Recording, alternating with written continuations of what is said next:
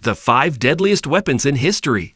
Now, before we dive into this list, let's remember that while history often reads like a script rejected from a Michael Bay movie for being a bit much, the development of weapons has often been humanity's less than hilarious attempt at one-upmanship.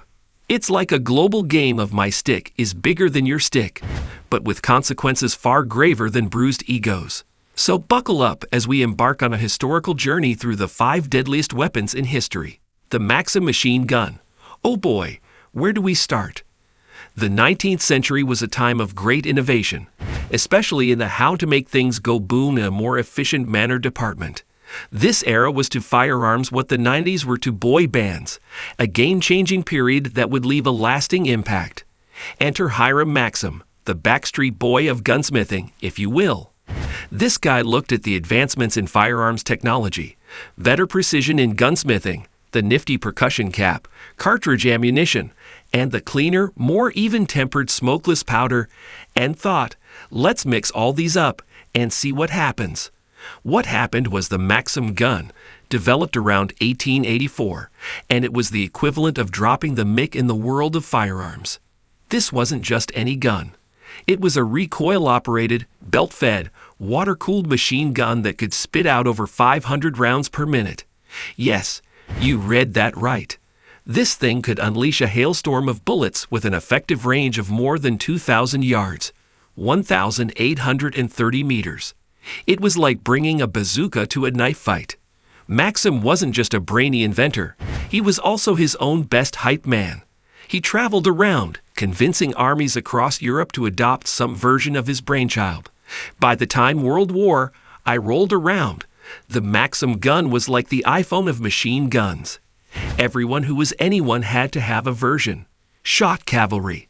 The rise of shock cavalry was a game-changer in European military history, reshaping society in ways that went far beyond the battlefield.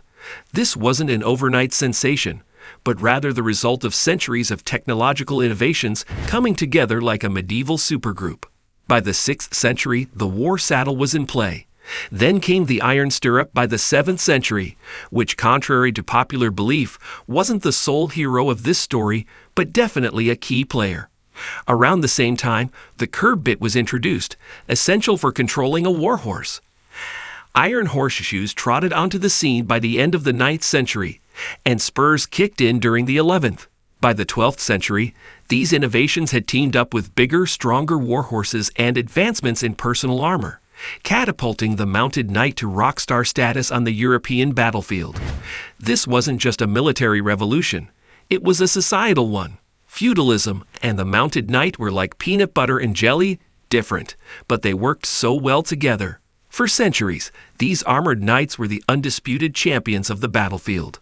But as with all great reigns, change was on the horizon. The Swiss, with their pikes, and the Welsh, with their longbows, were about to crash the party. Battles like Morgarten in 1315, Poitiers in 1356, and Agincourt in 1415 saw these new forces defeat the once invincible knights. The underdogs, infantrymen from lower social classes, had changed the game, showing that sometimes it's not the size of the horse in the fight, but the size of the fight in the horse, or the foot soldier, as it were. Greek fire/napalm. George Carlin, the stand-up legend, had a knack for distilling complex ideas into hilariously blunt observations. Take his take on the flamethrower. Gee, I sure would like to set those people on fire over there, but I'm way too far away to get the job done. If only I had something that would throw flame on them. It's darkly funny because it's true. The flamethrower is essentially humanity's way of saying, I wish my anger had a longer reach. This fiery desire wasn't a new thing. The Byzantine Greeks were way ahead of the curve, concocting the infamous Greek fire. This stuff was the medieval equivalent of a top-secret recipe, so hush-hush that we still don't know exactly what was in it. But whatever it was, it worked wonders in combat and probably kept the Byzantine Empire from becoming a footnote in history a lot sooner. Fast forward to a more modern, but no less fiery invention, napalm.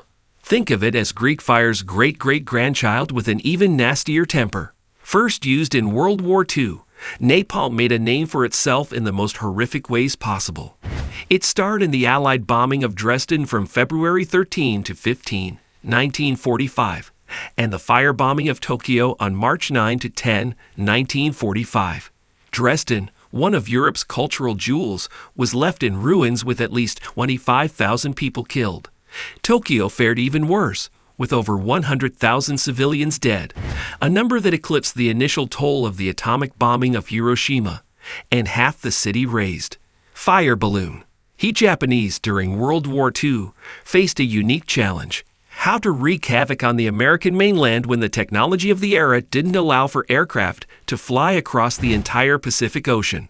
Not to mention, American naval officers were not exactly rolling out the welcome mat for Japanese aircraft. Enter the Fugo, or balloon bombs, a brainchild of Japanese ingenuity that turned out to be the world's first intercontinental weapon. It's like they looked at a child's birthday balloon and thought, what if we made this, but with more boom?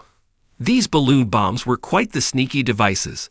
They harnessed the power of jet streams, those high-altitude air currents that zip across the globe.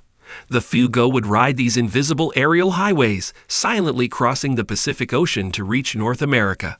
It was like sending a message in a bottle, if that message was an explosive. The concept was as simple as it was cunning. Release the balloons and let the winds of fate carry them to the enemy's doorstep. No engines, no pilots, just nature doing the heavy lifting. It was a medieval idea given a 20th century twist, and it underscored how necessity can indeed be the mother of invention, especially in times of war. Lantern shields. Ah, the lantern shield, a classic example of Renaissance-era gotcha gadgetry.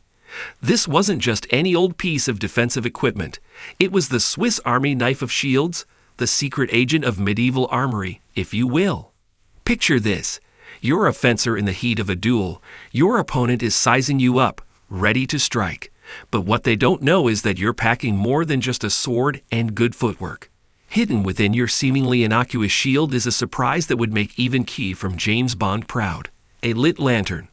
I hope you enjoyed the video. Please subscribe channel Interesting Facts. See you next time. Peace.